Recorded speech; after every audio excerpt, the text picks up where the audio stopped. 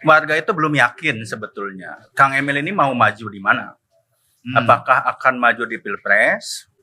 Apakah kemudian maju di Pilgub? Karena dalam beberapa kesempatan kan juga Kang Emil masih mengatakan ya sebetulnya yang visible itu maju 2 periode di Pilgub. Bahkan sekarang muncul lagi isu ditawari menjadi ketua otorita IKN. Nah, saya pikir itu bisa jadi problem, menimbulkan kebingungan ya di level publik.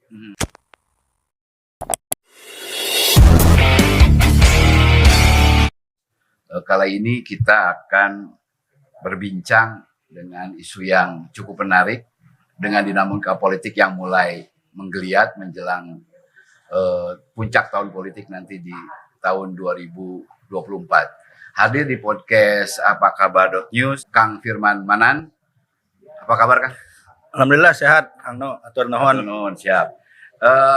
Kang Firman Manan ini adalah Direktur Eksekutif Indonesian Politik Research and Consulting. Nah, kemarin IPRC merilis hasil survei mutakhir ya. Apa yang menarik nih, Kang Firman, dari hasil temuan survei terakhir? Ya, jadi kami memang memotret persepsi publik Jawa Barat terkait Pilpres, lalu Pileg dan Pilgub yang kebetulan kan akan diselenggarakan secara serentak di tahun 2024.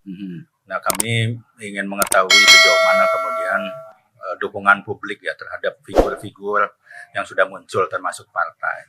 Karena bagaimanapun yang pertama Jawa Barat ini kan wilayah strategis ya. 33 juta pemilih se-Indonesia atau ya 17,5% lah ya sekitar itu. Nah, sehingga kemudian tentu akan menjadi salah satu battleground untuk baik di Pilpres, Pileg, termasuk di Pilgub ya selalu menarik.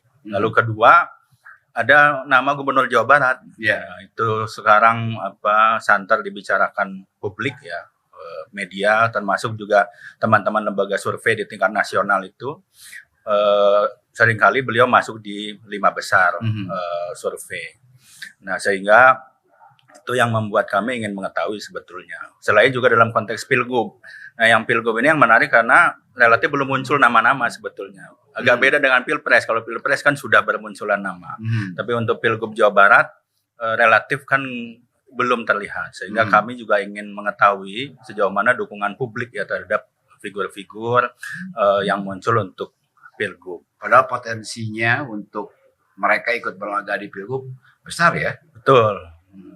Karena misalnya yang ingin kami ketahui apakah masih nama-nama lama gitu ya, yang ikut dalam kontestasi Pilgub 2018 atau sudah bermunculan nama baru. Nah, yang menarik sebetulnya ya tadi pertanyaan Kang Nu, apa sih beberapa hal yang menarik? Yang pertama adalah terkait dengan ini kan sudah jadi diskusi lama ya, termasuk juga Kang Nu juga sering mendiskusikan soal orang Jabar di kepemimpinan nasional. Nah, kami menanyakan kepada responden tentang persetujuan mereka kalau presiden atau wakil presiden itu berasal dari Jawa Barat di 2024. Dan mayoritas setuju bahwa bahkan presiden dan wakil presiden atau wakil presiden itu harus dari Jawa Barat. Apalagi sekarang figurnya muncul di betul, survei. Jadi yang setuju itu angkanya 68,8%. Jadi cukup tinggi kan sebetulnya. Kemudian juga alasan-alasannya menarik sebetulnya. Ketika kami tanyakan apa alasannya, secara spontan ya mereka menjawab. Yang pertama itu mengatakan memang sudah waktunya orang Jawa Barat untuk muncul di level nasional. Jadi kelihatannya ada semacam kerinduan begitu ya dari warga Jawa Barat, karena kalau tidak salah terakhir kan Jenderal Umar yang menjadi wakil presiden itu kan sudah lama sekali. Setelah itu tidak ada lagi. Dan itu pun ya mungkin waktu itu sistemnya dalam tanda kutip arisan. Betul, belum pemilihan langsung. Iya, betul. Lalu yang kedua itu agar Jawa Barat itu diperhatikan warga Jawa Barat. Saya tidak tahu apakah selama ini warga Jawa Barat merasa kurang diperhatikan oleh pemerintah pusat. Tapi itulah jawaban yang diberikan. Termasuk juga menyatakan bahwa ya orang Jawa Barat itu sudah siap, punya kemampuan yang setara dengan orang-orang non Jawa Barat gitu ya. Lalu kemudian punya leadership dan yang juga terakhir dalam top of 5 ya dikatakan itu adalah bahwa supaya pembangunan Jawa Barat jadi prioritas. Apalagi Jawa Barat itu kan selama ini sebagai kontribusi suara terhadap nasional juga tinggi ya. Betul. Artinya daya tawar politik juga sebenarnya tinggi juga ya. Iya, ya semestinya seperti itu. Nah, tapi juga yang kemudian menarik kan tadi misalnya angka 68,8% yang menyatakan setuju bahwa presiden atau wakil presiden berasal dari Jawa Barat. Nah, ketika kami konfirmasikan terkait dengan nama-nama capres yang muncul, nah kami lakukan beberapa simulasi ya, simulasi terbuka, ada simulasi semi terbuka, simulasi tertutup 10 nama dan simulasi tertutup 6 nama. Nah misalnya kita ambil yang paling akhir lah, simulasi tertutup 6 nama. Ada 6 nama di situ, ada Pak Prabowo Subianto, ada nama Kang Emil, ada nama Pak Anies Baswedan, ada nama Pak Ganjar, dan Pak Sandi dengan Pak Mas AHY. Yeah. Memang mayoritas memilih Kang Emil. Okay. Jadi Kang Emil itu memang konsisten dalam pilihan dalam semua simulasi dia selalu berada nomor 1. Tapi dalam pemilihan dalam tingkat elektabilitas di 6 nama itu elektabilitasnya itu sebesar 23,3%. Oh jauh dong ya. Betul. Nah itu menarik kan sebetulnya yang mau orang dari Jawa Barat jadi presiden itu 68,8%. Tapi dukungan realnya baru 23,3%. Iya, per sekarang per Desember kami melakukan Desember. Ya. Nah gini Kang Firman, kan ini masih ada waktu let's say 18 bulan ya efektif ya, bahkan mungkin bisa kurang. Nah, untuk mendongkrak angka itu kira-kira kerja-kerja politik apa nih yang harus dilakukan ya? Tidak hanya untuk Kang Emil tentu saja ya, tapi untuk calon-calon potensial lain ya. Ya ada beberapa variabel yang kemudian kami analisis ya terkait dengan angka-angka tersebut. Yang pertama, kenapa kemudian Kang Emil itu belum optimal lah. Ya. Kami mengatakan sebetulnya ini suara belum optimal melihat tadi potensi ya. Secara suara belum optimal dan secara dukungan publik pun belum solid ya kalau seperti itu. Betul, karena karena begini misalnya Kang, kalau kita bayangkan saja di tingkat nasional ya, tadi dengan 17,5% suara orang Jawa Barat, kalau itu solid, saya pikir mungkin tingkat elektabilitas Kang Emil itu bisa naik signifikan, karena ini membandingkan misalnya Mas Ganjar Pranowo ya di Jawa Tengah. Kenapa dia bisa berada di nomor 2 atau bahkan di beberapa survei nomor 1 misalnya survei Carta Politika? Karena tingkat dukungan di Jawa Tengah itu sudah di atas 60%. Bayangkan kalau kemudian dukungan masyarakat Jawa Barat terhadap Ridwan Kamil itu di atas 50-60%, saya pikir itu akan ada kenaikan signifikan juga di tingkat nasional. Nah, Kang Firman, kira-kira faktor apa yang menyebabkan tingkat elektabilitas Emil per Desember kemarin itu atau selama survei ini berlangsung masih di kisaran angka 20, tadi berapa? 28? 23,3 ya yang paling tinggi ya. 23,3. Itu kira-kira apa? Yang pertama kami menganalisis ada semacam warga itu belum yakin sebetulnya. Kang Emil ini mau maju di mana? Apakah akan maju di Pilpres?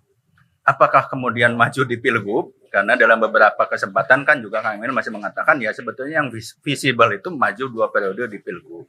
Bahkan sekarang muncul lagi isu ditawari menjadi ketua otorita IKN. Nah, saya pikir itu bisa jadi problem. Menimbulkan kebingungan ya di level publik. Karena memang publik kan harus diyakinkan dulu bahwa kemudian kalau publik yakin bahwa Kang Emil itu akan maju untuk capres, mungkin bisa berbeda angkanya. Lalu yang kedua adalah soal kendaraan politik. Kita tahu sejauh ini Kang Emil memang belum mempunyai kendaraan politik.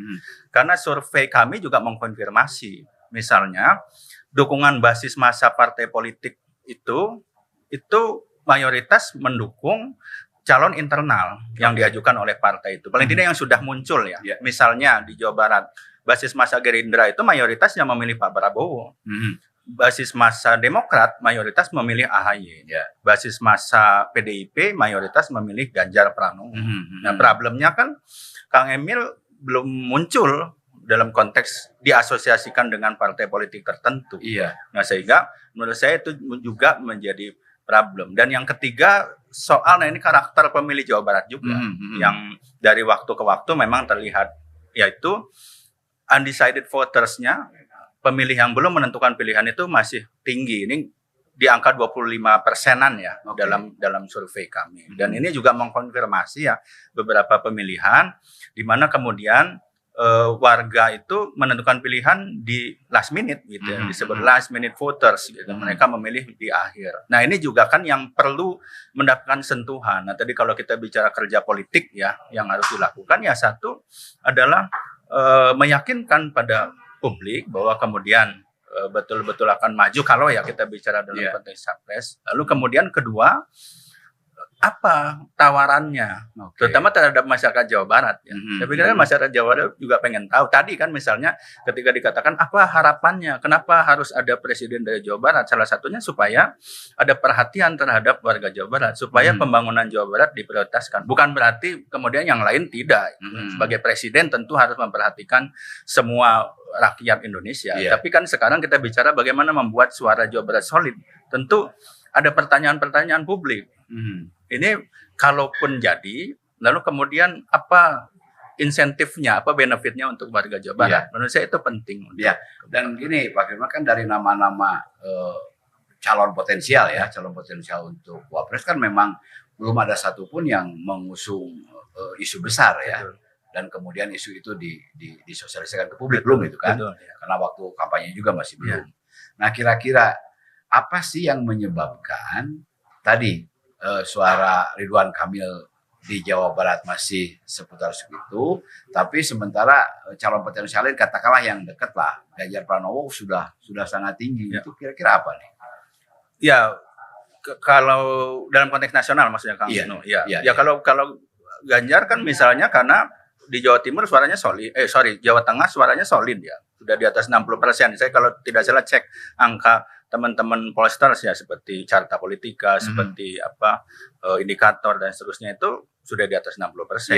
Nah, kalau kita bandingkan dengan Kang Emil ya tentu masih belum solid kan untuk basis ya, karena ini kan kita bicara basis pemilih tradisionalnya, tempat asal. Kedua, bagaimanapun Ganjar Pranowo sudah punya partai. Ya, walaupun sekarang kita masih menyatakan masih ada nama Puan dan seterusnya, gitu ya. Tapi kemudian kan basis masa PDIP sudah mengidentifikasi ada nama Ganjar Pranowo sebagai kader PDIP. Ketiga juga misalnya ya dalam beberapa survei itu juga terlihat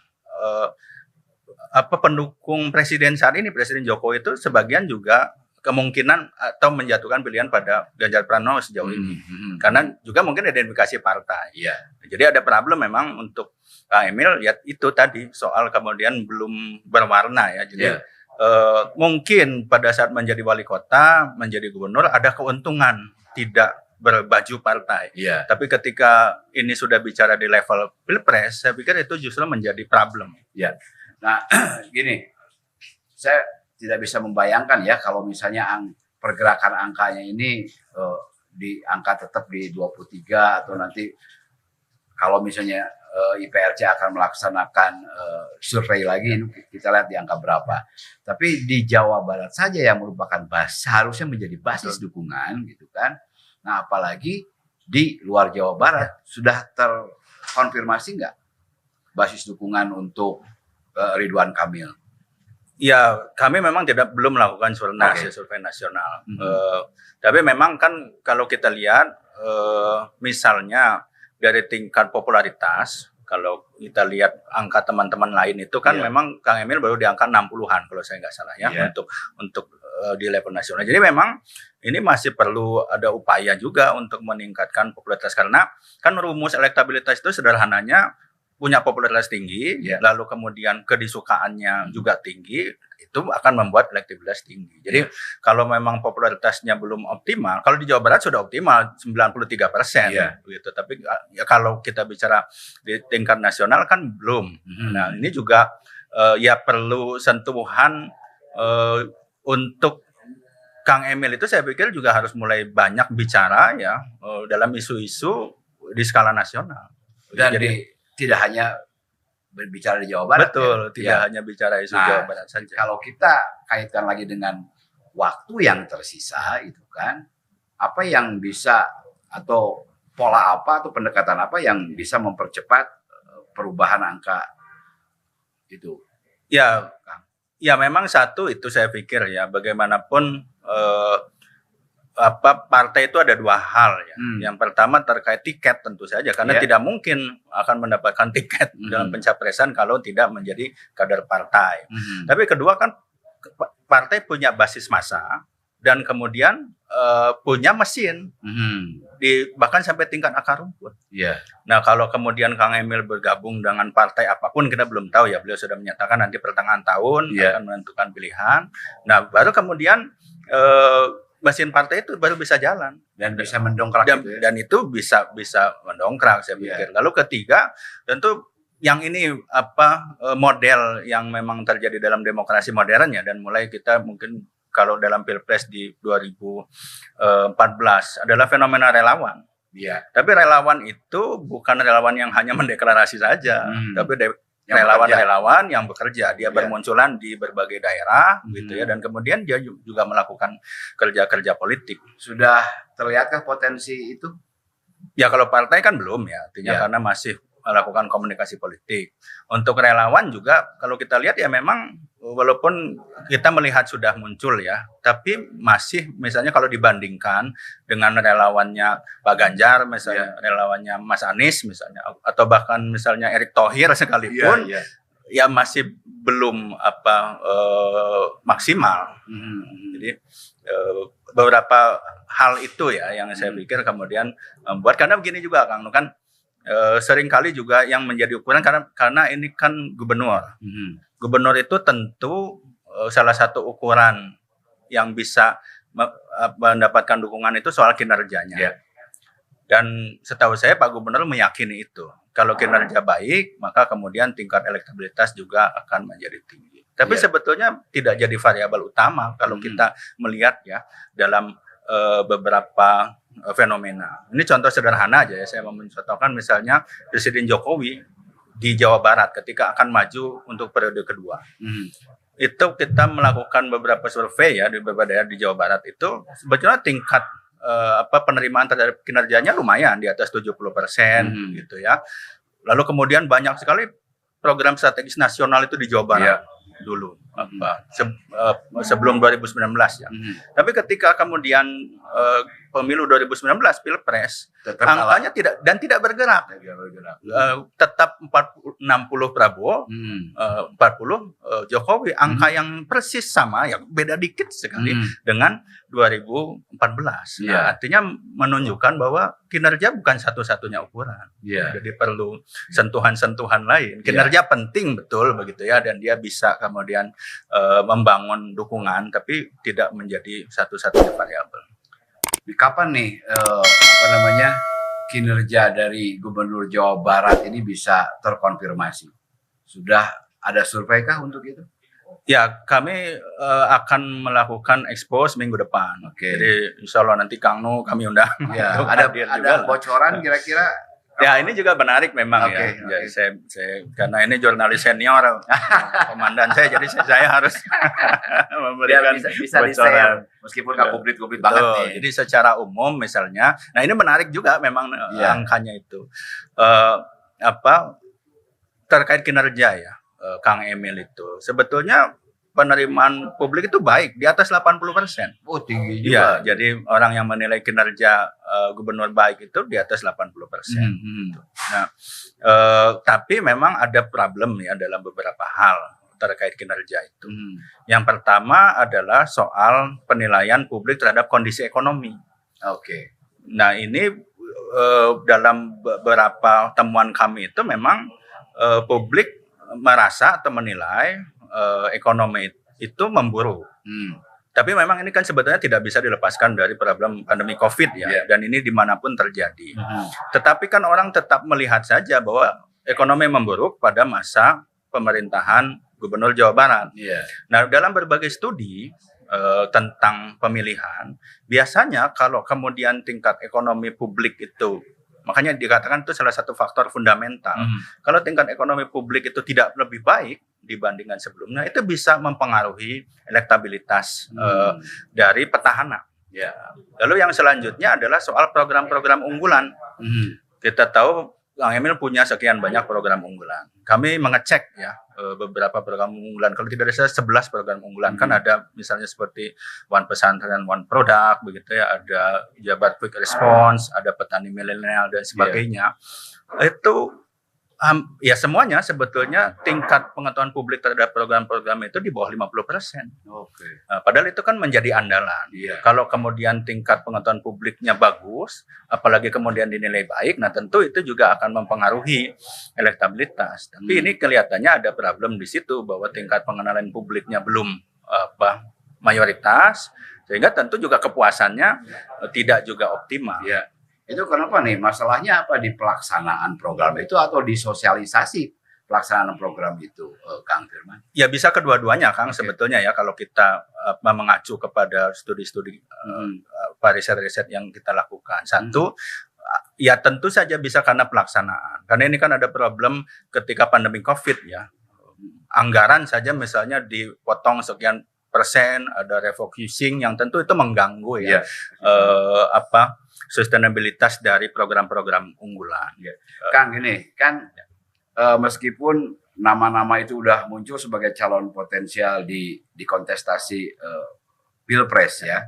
Nah, khusus gubernur kita kan peluangnya untuk kembali berlaga di Pilgub Jabar juga masih terbuka kan sebenarnya. Nah, apa yang terpotret, apa yang terkonfirmasi dari hasil survei IPRC terakhir terhadap Pilgub Jabar, kan? Ya, jadi untuk Pilgub itu sebetulnya begini, kami justru kan mencari alternatif. Ya, karena dengan asumsi misalnya adalah Pak Gubernur maju dalam Pilpres. Siapa yang kemudian muncul? Tapi kami juga menanyakan melalui penyataan simulasi terbuka ya, kalau tetap dengan memunculkan nama Ridwan Kamil. Itu memang masih tetap unggul. Kalau kemudian Pilgub dilaksanakan pada saat survei dilakukan, mayoritas memang masih memilih Ridwan Kamil. Nah di posisi kedua itu ada Deddy Mulyadi. Lalu kemudian di posisi selanjutnya, nah ini memang masih nama-nama lama sebagian besar Kang. Ada nama Kang Demis, petarung-petarung sebelumnya. Ya, petarung-petarung sebelumnya lah. Ada nama Kang Deddy Yusuf, begitu ya, Ahmad Sayhu. Dan walaupun angkanya memang belum signifikan kalau untuk yang lain itu, yang relatif signifikan memang adalah Deddy Mulyadi dibandingkan dengan kandidat-kandidat yang kemudian sudah mendapatkan dukungan publik. Tapi paling tidak kita memotret ada 3 klaster lah ya yang kemudian kita buat. Yang pertama adalah klaster kepala daerah. Karena bagaimana ini kan mengacu ke 2018, ini yang maju kan memang kepala-kepala daerah. Apakah kemudian fenomena itu akan berulang? Nah, paling tidak per Desember itu yang muncul ya dalam radar survei itu ada 3 nama. Yang pertama adalah Bima Arya, Kang Bima di Kota Bogor ya, Wali Kota Bogor. Lalu kemudian Ibu Selika Karawang, ya di Karawang. Lalu kemudian Pak Hengki Kurniawan. Yang agak signifikan angkanya Pak Bima.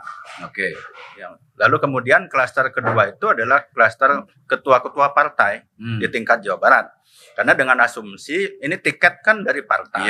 Nah, sehingga sebetulnya ketua-ketua partai itu harusnya juga punya potensi untuk maju. Nah, ketua partai itu yang muncul dalam radar survei itu ada nama Ketua Gerindra ya, Jenderal Taufik ya, lalu kemudian Mas Ono PDIP, lalu kemudian Kang Huda PKB. Dan yang menarik kan ada nama Kang Haris Yuliana Gelora. itu masuk. Walaupun kembali belum terlalu signifikan tingkat elektabilitasnya. Yang ketiga yang menarik juga adalah kandidat-kandidat perempuan.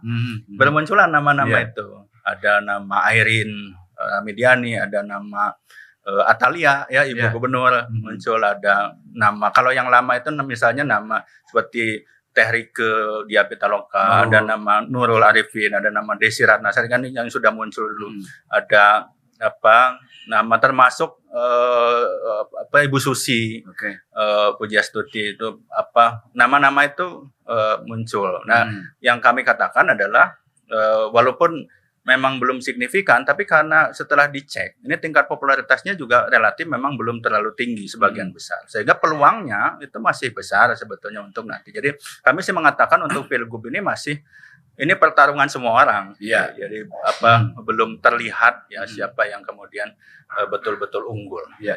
Nah, kalau di survei ada nggak simulasi arena Pilgub itu tanpa petahana? Ya, ada. Jadi tidak memasukkan Ridwan Kamil, kami melakukan dengan simulasi terbuka dan simulasi semi terbuka. Nah, itu tadi yang muncul signifikan memang Deddy Mulyadi. Tetapi kemudian setelah kami coba analisis, ya memang ini problemnya atau bukan problemnya, ini kenapa kemudian fenomena itu yang terjadi. Kan kalau kita lihat memang yang relatif sudah melakukan kerja-kerja politik ya, walaupun tentu beliau akan mengatakan ini bukan untuk Pilgub, tapi kerja-kerja politik yang kemudian membuat dia populer, disenangi orang dan tentu berpengaruh terhadap tingkat elektabilitas itu kan adalah dilakukan Kang Demul. Sementara kandidat lain itu belum terlihat melakukan pergerakan-pergerakan begitu ya yang mengarah untuk memunculkan namanya di level publik. Nah, kerja-kerja politik apakah yang dilakukan Deddy Mulyadi sehingga dia mendapat angka yang cukup bagus? Satu, medsos, Kang, terutama YouTube kan kalau kita lihat kemarin kalau tidak salah dia sudah 3 juta ya followersnya, itu satu begitu, karena ini kan fenomena media sosial ini sebetulnya juga kembali bukan jadi variabel satu-satunya ya, tapi dia berkontribusi. Nah, ketika kami lihat ya memang ada pengaruh itu. Lalu kedua, ini kami mengkonfirmasi dengan pertanyaan, sebetulnya warga Jawa Barat itu ingin pemimpin yang seperti apa sih begitu, kami tanyakan kualitas personal seperti apa yang dibutuhkan. Nah, kalau kita lihat ya beberapa jawaban teratas itu misalnya satu, perhatian kepada rakyat, kedua, memperjuangkan kepentingan rakyat, ketiga, memang ada soal kualitas kepemimpinan, keempat, merakyat, dan kelima adalah pintar, cerdas, intelektual gitu, berpendidikan.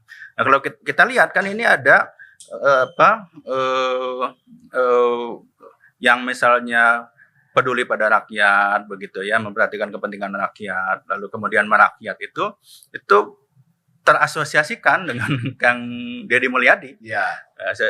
Saya pikir itu juga yang kemudian menjelaskan kenapa kemudian namanya muncul mendapatkan tingkat elektabilitas yang relatif signifikan ya jika petahana itu tidak maju dalam Pilgub. Meskipun alat monitoring untuk penilaian itu hanya melalui medsos ya.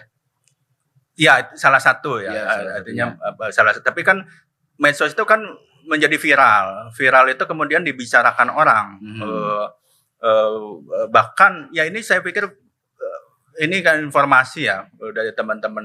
Itu bahkan tidak hanya untuk di Jawa Barat begitu ya. Survei terakhir misalnya teman-teman indikator politik ya Mas Burhan tadi itu kan juga nama Kang Deddy Mulyadi itu bahkan untuk level Pilpres dia sudah di atas Ketum Golkar Airlangga Hartarto untuk level nasional. Sama kami juga di simulasi kami Pilpres ya yang simulasi semi terbuka itu nama Kang Demul itu mendapatkan 6,6% di atas Pak Airlangga Hartarto. Jadi itu mengkonfirmasi bahwa memang pergerakan ya dilakukan oleh Kang Deddy by design atau tidak itu memang berkontribusi terhadap peningkatan elektabilitas. Ya pasti by design itu kan desainnya untuk apa ya pasti banyak lah ya banyak. Nah artinya kan calon-calon potensial lain mungkin bisa melakukan hal yang sama, gitu kan? Publik disuguhkan oleh dalam tanda kutip kegiatan-kegiatan yang ya bisa kita nilai suka tidak suka ini sebuah upaya pencitraan ya. Gitu. Nah, Pak Firman, Kang Firman melihat tidak upaya-upaya lain dari kandidat-kandidat potensial lain untuk itu? Ya ini yang memang belum kita lihat ya. Artinya dilakukan secara signifikan. Ya memang upaya memunculkan citra tentu kan. Kalau buat saya pencitraan itu sesuatu yang melekat ya. Apalagi kalau kemudian bagi pejabat-pejabat publik. Karena namanya pejabat publik kan 24 jam, kemudian apapun yang dilakukan disorot gitu ya. Tidak hanya soal kinerjanya. Kinerja pun ya, kalau kemudian dia kinerjanya baik, membuat citranya baik, kinerja buruk membuat citra buruk, kan itu sesuatu yang menempel saja begitu. Tapi tadi memang belum terlihat terlalu signifikan. Kedua kan gini Kang, kalau menurut saya pencitraan itu dilakukan sah begitu. Tapi apakah dia akan dinilai positif oleh publik belum tentu. Karena pencitraan itu kan harus genuine, sincere gitu ya. Jadi orang ini pas nggak gitu, membangun pencitraan merakyat misalnya. Publik acting, kan acting apa enggak? Betul, publik kan menilai. Kalau Dan biasanya biasanya publik merasakan dan perasaan publik itu peka loh. betul, nah itu. Jadi juga jangan sampai salah begitu ya, membangun pencitraan yang tidak sesuai dengan originalitas itu malah bisa backfire gitu ya, bukannya meningkatkan popularitas kedisukaan atau popularitasnya tinggi karena jadi dikenal tapi tidak disukai. Jadi elektabilitasnya justru jadi turun. Nah Kang, tadi disinggung ini mungkin akan menjadi pengalaman politik yang menarik ya bagi publik Jawa Barat jika misalnya nanti di Pilgub Jawa Barat mendatang ini muncul kontestan-kontestan perempuan nih kayaknya menarik nih. Betul. Potensinya sejauh apa sih Kang? Ya, ini juga kami tanyakan ya dalam survei itu. Kami tanyakan tentang kepemimpinan perempuan lah sebetulnya. Sejauh mana kemudian publik menerima kepemimpinan perempuan. Karena juga kan sebetulnya kalau fenomenanya di tingkat kabupaten kota itu kan sudah lazim. Hari ini kita ada Bu Selika, ada Bu Ade ya, di mana Cianjur dan Banjar juga ya. Bogor, Bogor, Banjar, lalu kemudian Indramayu begitu ya. Bahkan dulu banyak juga begitu. Jadi ini sesuatu fenomena yang sudah biasa sebetulnya di level kabupaten kota. Nah, cuma tadi kan pertanyaan kalau di Pilgub bagaimana? Nah, kalau pertanyaannya apakah setuju, itu juga mayoritas menyatakan setuju. Nggak ada masalah ya? Ya, jadi saya lupa kalau tidak di angka 58%, nanti bisa dicek lah ya, sekitar pokoknya di atas 50%, tapi artinya ketika di atas 50% kan sudah mayoritas. Walaupun ada sebagian juga yang menolak, bagian menolak itu di angka 30-40%. Tapi menariknya ketika dikonfirmasi dengan elektabilitas, kan tidak ada yang signifikan angkanya itu. Kalau tidak salah paling tinggi Ibu Susi ya. Ibu Susi itu masih ya tidak signifikan angkanya. Nah, ini kan menunjukkan, nah biasanya kalau dalam studi politik itu ini kan satu adalah soal sikap ya, attitude. Attitude-nya menerima, tidak ada masalah dalam konteks penyikapan. Setuju atau tidak setuju. Tapi kalau sudah di levelnya behavior, perilaku, nanti dulu ketika harus memilih, ternyata tidak, ya banyak alasan. Nah, salah satunya yang muncul menarik memang, misalnya ada beberapa itu ya alasan. Yang pertama itu memang masih mayoritas menyatakan laki-laki lebih mampu memimpin. Jadi masih ada bias gender lah ya kalau kita katakan bias gender, seakan-akan kalau pemimpin politik itu harus laki-laki. Lalu kedua yang menarik juga alasan yang agak dogmatis. Dogmatis bahwa yang harusnya jadi pemimpin itu laki-laki, karena kita pun tahu lah Jawa Barat kan memang relatif religius ya, pemilih-pemilihnya itu bahkan ada kantong-kantong yang kemudian juga lebih konservatif. Nah, sehingga itu yang membuat saya pikir kenapa kalau dari segi sikap tidak ada masalah, tapi ketika masuk kepada behavior, pada perilaku itu yang belum membuat kandidat-kandidat perempuan itu untuk level pilgub ya, itu kemudian bisa menjadi signifikan. Walaupun kembali sekali lagi karena ini kan kita belum melihat juga kerja-kerja politik yang cukup signifikan dilakukan termasuk oleh kandidat-kandidat perempuan. Ya, tapi peluang untuk itu saya pikir masih sangat terbuka karena kalau kita lihat ya by data itu tadi yang sudah muncul signifikan leading kan Kang Deddy Mulyadi. Kalau yang lain itu masih di angka bahkan margin of error, artinya margin of error itu kan secara statistik sangat tidak signifikan. Perubahannya masih sangat mungkin. Jadi menurut saya masih sangat terbuka ya. Apalagi kalau teman kami, apalagi kalau levelnya untuk wakil gubernur. Kalau untuk level gubernur, nah ini kelihatannya memang masih ada hambatan-hambatan tadi ya. Tapi kalau untuk wakil, saya pikir lebih terbuka peluangnya begitu untuk. Nih, Kak Firman kan IPRC juga memotret ya. Kira-kira peta politik dari partai-partai politik gitu kan ya untuk yang berlaga di 2024 baik di tingkat kabupaten kota, regional, provinsi maupun nasional.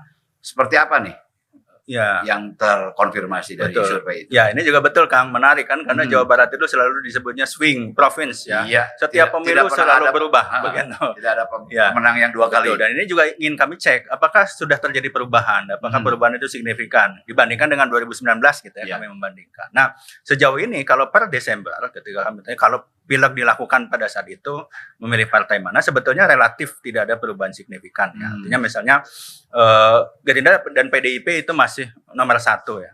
Jadi 12%-an. Jadi margin of error keduanya itu artinya kita meletakkan dia di posisi pertama ya.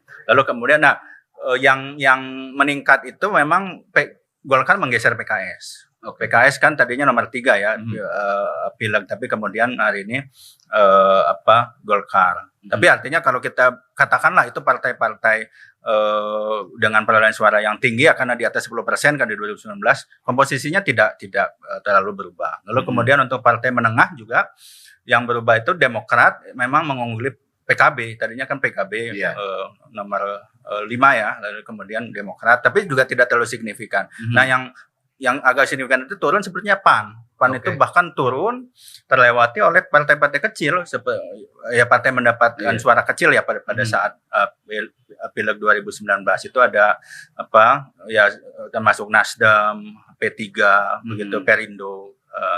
Tetapi memang undecided votersnya masih sangat tinggi juga, 40%. Nah, ini kembali mengkonfirmasi ya bahwa pemilih Jawa Barat yang memang menentukan pilihan itu last minute saat terakhir.